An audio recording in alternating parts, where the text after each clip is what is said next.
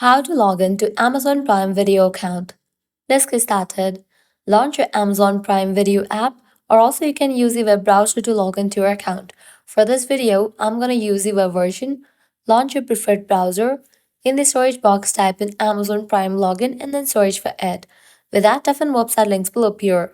Navigate to this one website option, Prime Video, Amazon.com. You'll be directed to the official website of it. Now at the top right corner, you're gonna see the option of sign in. Click on it.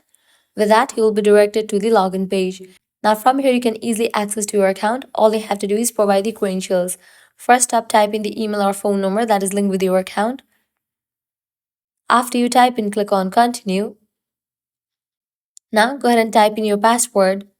In the case you have forgotten the password and want to recover it, click on the option of forget password.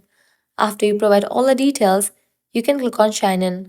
For the verification, you will be receiving code in your email address that is linked with your account. So check your mail and type in the code over here. After you type in the code, click on submit code. And just for that, you will be logged into your account. Now can watch the videos and enjoy. So this way you can easily log into Amazon Prime Video account. If this guide was helpful, don't forget to like, share and subscribe to our channel. Thanks for watching.